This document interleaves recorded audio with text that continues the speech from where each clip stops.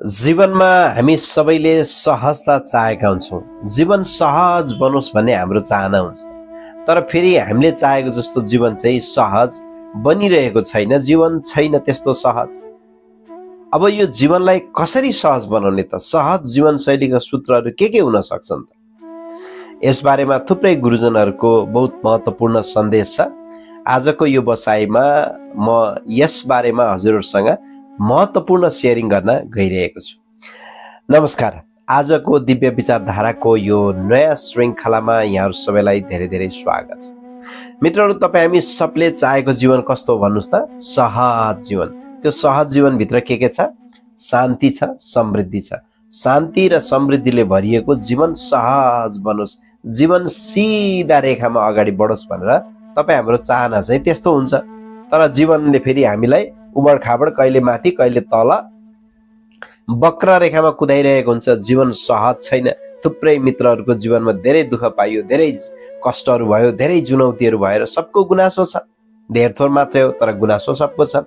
तर यहाँनिर सबै आध्यात्मिक गुरु, चाहे त्यो बुद्धको कुरा गर्नुहोस्, चाहे त्यो ओशोको कुरा गर्नुहोस्, चाहे त्यो जिजसको कुरा गर्नुहोस्, चाहे त्यो मोहम्मदको कुरा गर्नुहोस्, सबै गुरुजनहरूले जीवनलाई सहज रूपले जिउन सकिन्छ, सहज जीवनशैली बनाउनु पर्छ, जीवन सहज हुन्छ भनेर सूत्रै दिनुभएको छ।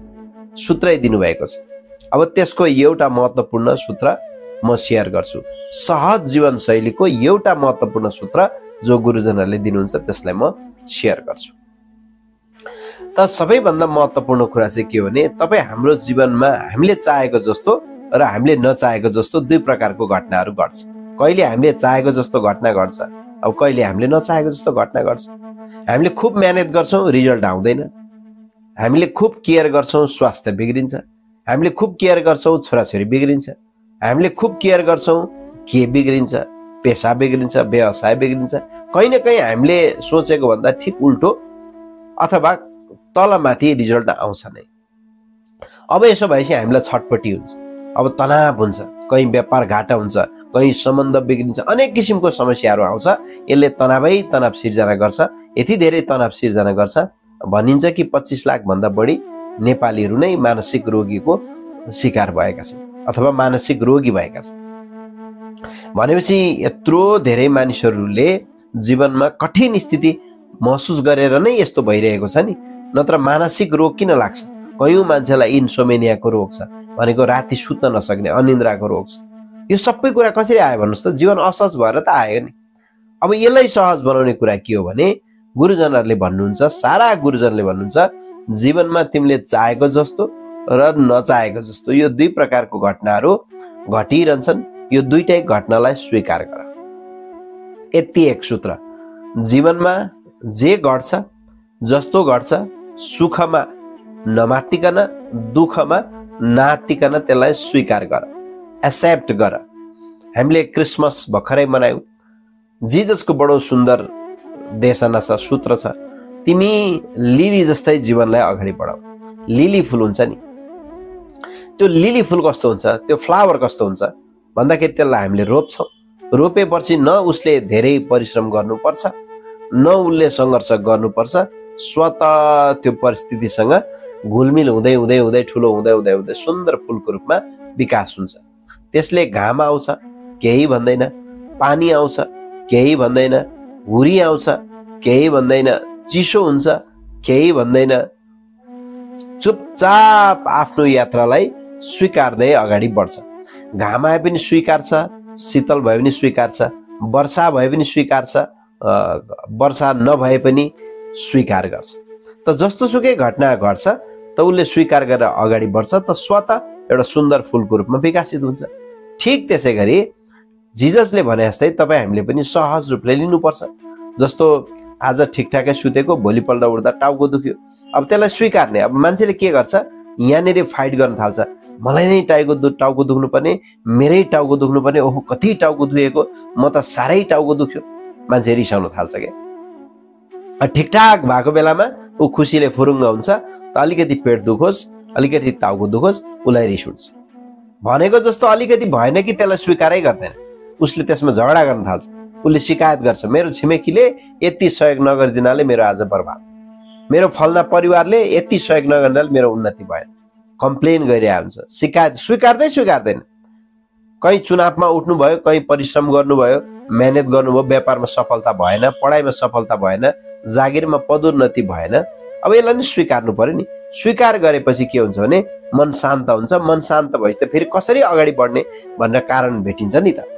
तर जब मान्छे अस्वीकार गर्छ, अस्वीकार गर्न साथ उसको मन दायाँ बायाँ भड्किन थाल्छ। अब मन दायाँ बायाँ भड्केपछि अनि कसरी योजना बनाएर अगाडि बढ्न सोच्न सक्छ। त्यसकारणले सहज जीवनशैली भनेको के हो भने जीवनमा घटेको राम्रो नराम्रो दुईटै घटनालाई स्वीकार्ने र त्यसबाट पाठ सिक्ने। गुरुजनले के भन्नुहुन्छ भने पाठ सिक न। आज तिमीले फेल भयो, तिमी पास हुनुको लागि जन्मेको हो, तर पटक पटक दिनु पर्यो, पटक पटक प्रयास गर्नु पर्यो। 100 पटक फेल गर्यो भने पनि त्यो 100 पटकको अनुभवले तिमीले धेरै कुराहरू गर्न सक्छौ। 10,000 पल्ट चाहिँ थोमस अल्भा एडिसनले बल्ब आविष्कार गर्ने बेलामा फेल भए, तर उसले छोडेनन्। हरेक फेलबाट उसले पाठ सिक्दै अगाडि बढे, आत्मा बल प्राप्त गर्दै, अझ बढी आत्मविश्वासी बन्दै, अझ बढी अनुभव गर्दै अगाडि बढे। त जीवनलाई सहज बनाउने हो, सहज जीवनशैली अपनाउने हो भने चाहिँ जीवनमा जे जस्तो घटनाहरू घट्छ त्यसलाई स्वीकार्नुपर्छ। We need to accept whatever the events happen in our life. हाम्रो जीवनमा जे घटना घट्छ त्यसलाई स्वीकार्दै अगाडि बढ्ने। र जुन दिन हामीले हाम्रो जीवनमा घटेको घटनाहरूलाई स्वीकार्न थाल्छौँ नि, अब जीवन सहज बन्छ। गुरुजनले के गर्नुहुन्छ हेर्नु त, स्वीकार्नुहुन्न त। कहिले बुद्धलाई ढुङ्गा हानेको छ, कहिले ओशोलाई लखेटेको छ, कहिले अर्कोलाई महावीरलाई लखेटेको छ। त्यो सबै कुराहरूमा पनि गुरुजनहरूले स्वीकार गर्नुभयो, शान्त रहनुभयो र जीवन अगाडि बढाउनुभयो। त्यसकारणले सहज जीवनशैली भनेको सुख र दुःखलाई स्वीकार गर्नु हो, सुख र दुःखबाट सिक्नु हो। आज सुख प्राप्त भयो भने के सिक्नुपर्छ भने यो एक दिन हटेर जान्छ, मेटेर जान्छ भन्नु पर्यो। दुःख आए पनि यो दुःख पनि एक दिन हटेर मेटेर जान्छ भनेर भन्नु पर्यो, बुझ्नु पर्यो। अब यसो भयो, यसरी बुझ्न सक्यौँ भनेदेखि जीवन सहज बन्छ। त हामीलाई के लाग्छ भने मसँग घर भए, गाडी भए, प्रशस्तै पैसा भए, राम्रो छोराछोरी भए, श्रीमती भए, श्रीमान भए, सबै कुरा ठुलो पदमा पाए, मन्त्री भए, जीवन सहज हुन्थ्यो भन्ने लाग्छ। बिल्कुल होइन। जो मानिसहरू जो सफल भएका छन्, जोसँग घर गाडी छ, पैसा छ, श्रीमती छ, श्रीमान छ, छोरा, सब कुरा छ, तैपनि जीवन सहज नबनेको एक होइन लाखौं उदाहरणहरू छन्। किनकि जति बढी अगाडि बढ्दै गयो अब फेरि अर्को चाहना बढ्छ, त्यो चाहना पुरा हुँदैन। त्यो पुरा नहुने बित्तिकै मन फेरि अस्थिर हुन्छ, अनि फेरि डामाडोल हुन्छ, फेरि प्रब्लम आउँछ। त्यसकारणले असली कुरा के हो भने जीवनमा घट्ने साना ठुला, राम्रा नराम्रा अथवा सफल असफल जस्तो घटनाहरू घटे पनि त्यसलाई हामीले स्वीकार गर्दै अगाडि बढ्नुपर्छ, त्यसबाट पाठ सिक्नुपर्छ। जीवनमा घट्ने जति पनि विषम परिस्थितिहरू छ यो हामीलाई मजबुत बनाउनको लागि, हामीलाई पाठ सिकाउनको लागि आएको हो। अब यसलाई हामीले स्वीकार गर्नुपर्छ। अब स्वीकार गर्न सकेनौँ भने निश्चित रूपमा जीवनमा कहिले पनि प्रगति हुन सक्दैन। त यो कुरालाई ख्याल गरौँ। हामी पनि जीवनमा जस्तो सुकै घटनाहरू घटे पनि त्यसबाट पाठ सिक्दै त्यसलाई स्वीकार्ने, त्यसमा धेरै कम्प्लेन नगर्ने, नरिसाउने, नइरिटेट हुने, यो सब कुराहरूलाई छोडेर केवल स्वीकार गरेर पाठ सिकेर अगाडि बढ्ने। यसो भयो भने सहज जीवनशैली हुन्छ। त हामी दुःखको माझ पनि हाँस्न सक्छौँ। काँडाका माझ जसरी गुलाब फुलिरहेको छ, सुन्दर छ, हिलो माझ जसरी कमल फुलिरहेको छ, ठिक त्यसै गरी हाम्रो जीवन पनि फुल्नेछ, हामी पनि अगाडि बढ्नेछौँ। आजलाई यति नै। Thank you very much. भवतु सर्वमङ्गलम्।